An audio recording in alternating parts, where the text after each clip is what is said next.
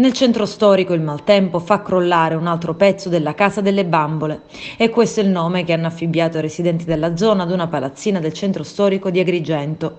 In pieno centro i vigili del fuoco sono dovuti intervenire per eliminare alcuni rami degli alberi vicino alla sede della prefettura e ne hanno verificato la stabilità.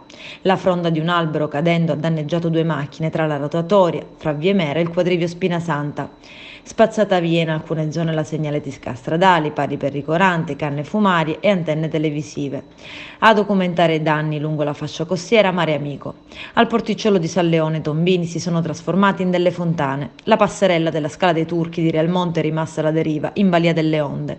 Ma spaventoso è ciò che è accaduto ad Eraclea Minoa, messa nuovamente in ginocchio dalla mareggiata che ne ha inesorabilmente fatto cadere gli alberi come birilli al suolo. A rischio anche uno dei chioschi. Purtroppo i tempi della burocrazia non coincidono con i tempi della natura, ha dichiarato il responsabile di Mare Amico Claudio Lombardo, che nei giorni scorsi, Nemo Profeta in Patria, aveva lanciato un nuovo allarme alla regione. Ricordiamo, affermava, che la regione siciliana ha finanziato un progetto di oltre 4 milioni di euro per salvare le spiagge di Eraclea Minova, aggredite dall'erosione costiera, però ancora oggi non si è visto nulla e la spiaggia continua a sparire.